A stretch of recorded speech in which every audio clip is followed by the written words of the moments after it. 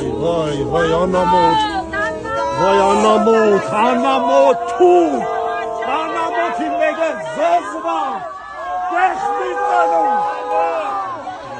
Այսօր կայացել է ամենայն հայոց կաթողիկոս Գարեգին Բ-ի եւ 6 եպիսկոպոսների գործով դատական նիստը։ Նիստին կաթողիկոսն ու եպիսկոպոսները ներկա չեն եղել։ Նրանց ներկայացրել են պաշտպանները։ Գործը վերաբերվում է նախկին Մասյացոտնի թեմի առաջնորդ Գևորգ եպիսկոպոս Սարոյանի կարգալույց հռչակելուն, որը մեղադրանքի համաձայն որակվել է որպես դատական ակտի կատարում ու խոչընդոտում։ Պաշտպանական կողմը պնդում է, որ կարգալուծումը եկեղեցու ներքին կանոնական հարցն է եւ պետությունը չի կարող միջամտել այդ գործընթացին։ Պարոն Զոհրաբյան, փաստացի ինչի ականատես եղանք։ Տեսեք, նախ եւ առաջ դուք ինքներդ տեսաք, որ մեղադրանքի կողմը փորձում է դռնփակ նիստի տանել եւ դռնփակ կարգով անցկացնել ըստ լրատվամիջոցների աչքից հեռու։ Մենք կարծում ենք, որ իրենք այս գործի ներսի խնդիրները չեն ուզում որ բացահայտվի, իսկ այս գործը շատ լուրջ խնդիրներ ունի։ Ինչպես գիտեք, ամենայն հայոց կաթողիկոսին մեղադրում են իր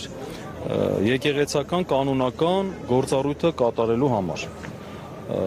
Հոգևորականին կարգալույց է հռչակել եւ դա համարվել է որպես դատական ակտի խոչընդոտում այն պայմաններում, երբ որ դա սահմանադրությամբ եւ օրենքներով պետության միջամտելու առումով փակ տարածք է։ Եվ հիմա մենք այսօր ականատես եղանք, որ դատավորը նույնպես չցանկացավ այս գործը քննել։ Մենք համաձայն չենք դատանի որոշման հետ, որովհետև մենք կարծում ենք, որ ամենայն հայոց կաթողիկոսի տնօրինությունը, քանի որ Էջմիածին քաղաքում է ընդունվել, ապա գործը պետք է քննվեր այս դատարանում։ Դատավորը այդ կարծիքը չուներ։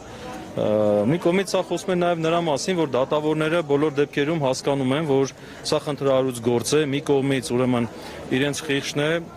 ի վերջո արդարությունը, ճշմարտությունը, մյուս կողմից քաղաքական ճնշումը եւ այս առումով երևի թե այս ճանապարհն են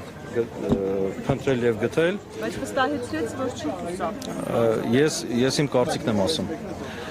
Տեսեք, մենք ինչի չենք ուզում Երևան քաղաք գնալ, որովհետեւ դա արդեն խնդրահարույց է։ Դուք հիշում եք Միքայել արքեպիսկոպոս Աչապարյանի գործով այդպես էլի ստիպողաբար Երևանում քննեցին, վերջում պարզվեց, որ ընդդատության կանոնի խախտում կար եւ բեկանվեց։ Այսինքն այս ժամանակատվածը իրենք ջուրը լցրեցին։ Եվ հիմա Երևան քաղաքում քննելը նույն ռիսկերով է բնականաբար հղի եւ մի կարևոր մտահոգություն է, այս գործը կարող է մակագրվել այնպիսի դատավորների, որոնց հանրությունը չի վստահում, օրինակ Մասիս Մելքոնյանին, Կարեն Ֆարխոյանին, Արմինե Մելիքսեցյանին եւ այլոց, որոնց դեպքում բնականաբար մենք արդարադատության սպասելու առումով խնդիր ենք ունենալու։ Եվ հիմա տեսնենք, թող մակագրվի Երևան քաղաքի քրեական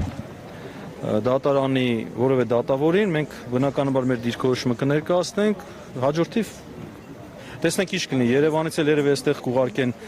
պասով, այստեղ կուղարկեն, տեսնենք։ Մեր ԱԳՆ-ի դիրքորոշումն այն է, որ մենք ելնում ենք հայ ժողովրդի շահերից, այս մասին հայտարարել է Ռուսաստանի Դաշնության ԱԳՆ նախարար Սերգեյ Լավրովը, խոսելով Ռոբերտ Քոչարյանի եւ նրա որդու կալանավորման մասին։ Նա հիշեցրել է, որ գործի շրջանակում քննության տակ է նաեւ Սերժ Սարգսյանը։ Լավրովը նշել է, որ Ռուսաստանի եւ Հայաստանի ժողովուրդների շահերը դարերի ընթացքում փոխկապակցված են եղել եւ այդ շահերը պետք է գերիշխեն։ Ազգային ժողովի նախկին падգամավոր Տիգրան Աբրահամյանի խոսքով իշխանությունը դատաիրավական համակարգի նկատմամբ ճնշումների նոր փուլ է սկսել։ Նրա խոսքով համակարգում ապօրինի հանձնարարություններ են հնչեցվել, իսկ իշխանությունը փորձում է հնարավորինս շատ մարդկանց ներգրավել իր քաղաքական կուրսի պատասխանատվության մեջ։ Աբրահամյանը նաև գրել է, որ անկախ նրանից, ում կձերբակալեն կամ ինչ մեղադրանք կներկայացնեն, տեղի ունեցածը պատմությունը արձանագրում է, եւ այդ արձանագրումը հետագայում սրբագրել հնարավոր չի լինի։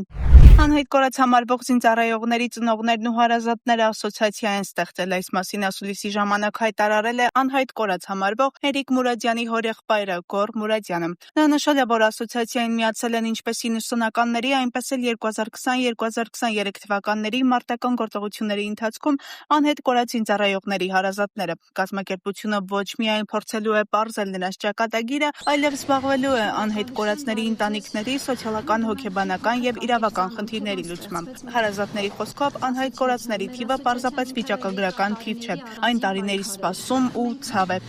Երկար տարիներ փորձել ենք առանձին ընտանիքներով պայքարել, իմանալու մեր երեխաների, մեր հարազատների ճակատագրերը, գնացել ենք տարբեր կառույցներ, հարցեր ենք տվել, պատասխանների ենք սպասել։ Վերջապես մենք ուզում ենք ստանալ մեր ամենակարևոր հուզող հարցը, որտեղ են մեր երեխաները։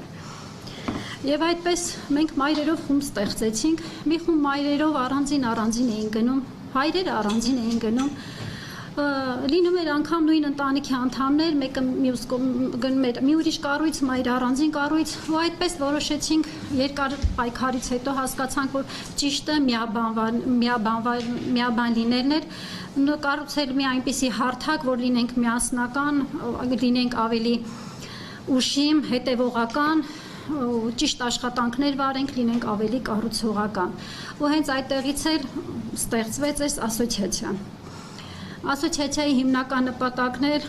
գնալ երեխաների ճակատագրերի բացահայտման հետևից ու պաշտպանություն, ընտանիքների պաշտպանության համար է։ Մեր ասոցիացիայի հիմնական կարևորությունը այն էր, որ մենք մենակ 20-ական թվականներ կամ 23 կամ 90-ականներ չենք, մենք համատեղ ենք մեր ասոցիացիան։ Մեր ասոցիացիայում ներառված են 90-ականներից, դեռևս մենք գիտեք բոլորս ունենք անհայտ կորածներ, 20-ի պատերազմից, 23-ի պատերազմից ունենք նաև 23-ի պայթյունի հետևանքով անհայտ կորածներ։ Ու մեր ասոցիացիայի հիմնադիր անդամների մեջ հենց կան բոլոր ժամանակահատվածների անհայտ կորածների ընտանիքներ։ Այնինչ անում է Հայաստանի Հանրապետության վարչապետ Նիկոլ Փաշինյանը, հայ առաքելական եկեղեցու նկատմամբ բարեփոխում չէ, այլ անկախ կրոնական կառույցը քաղաքականապես աբթելու փորձ։ Այս մասին ասել է միջազգային փաստաբան Ռոբերտ Ամստերդամը։ Նա միջազգային հանրությանը կոչ է արել լռել եւ պաշտպանել եկեղեցու ինքնակարգավորման ինքնությունը։ Նա նաեւ պնդել է, որ իշխանությունը հոգեվորականների վրա ճնշումներից անցել է արդեն եկեղեցու ներքին կառուցվածքը փոխելու փորձերի։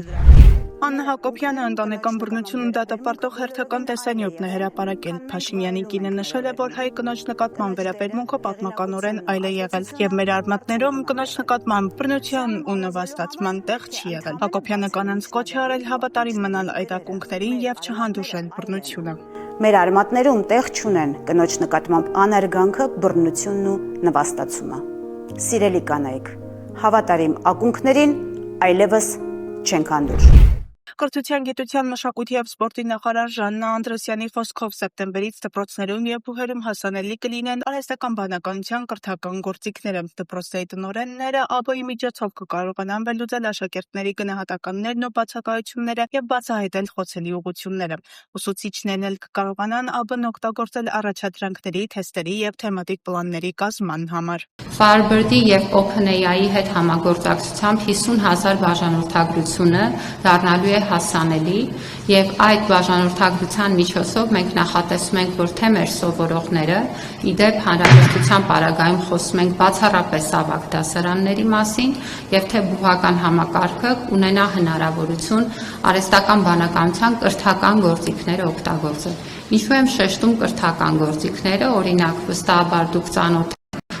ChatGPT հարթակին, բայց կա ChatGPT Edu գործիքակազմը, որը պլանավորված է հենց կրթական գործընթացներին արհեստական բանականության աջակցությանը։ Ինչ է սա նշանակում։ Պատկերացրեք օրինակ, որ դպրոցի տնօրենը, որը ամբողջությամբ էլեկտրոնային մատյանում թվային տիրույթում տեսնում է երեխաների գնահատականները, բացակայությունները, արհեստական բանականության գործիքակազմով կկարողանա նաև օրինակ վերլուծություններ ունենալ եւ իր համար հասկանալ ավելի խոցելի տեղերը, այն ուղղությունները, որոնց վրա պետք է ավելի մեծ ուշադրություն դարձնի։ Սա մեկ ուղղություն է, ինչպես դպրոցի ադմինիստրացիան կարող եւ նաեւ իր աշխատանքները դպրոցի մակարդակում ճիշտ պլանավորել, ուսուցիչները ունենալու են հնարավորություն գործիքակազմի միջոցով մեխանիկական աշխատանքից ազատել իրենց ժամանակը եւ կենտրոնանալ ավելի ստեղծագործական աշխատանքի վրա։ Օրինակ, այս գործիքակազմը կարող է օգնել տարբեր առաջադրանքների կազմմանը, տարբեր թեստերի կազմմանը, կարող է օգնել նաեւ թեմատիկ պլանավորմանը եւ այստեղ իհարկե կարծում ենք, որ մեր թե ուսուցիչները եւ թե տնօրենները կունենան մեծ աջակցության կարիք եւ առաջիկայում կլինեն նաեւ համապատասխան ուղեցույցներն ու տեսանյութերը, որոնք կտրամադրվեն եւ հնարավորություն կընձեռեն կրթական համակարգում այս գործիքակազմի օգտագործման արդյունավետությունը բարձրացնել։ Մենք պլանավորել ենք նաեւ վերապատրաստումների մեծ գործընթաց եւ սրանով ուզում ենք ասել, որ կրթական համակարգը պետք է սովորի առնչվել արհեստական բանականության հետ։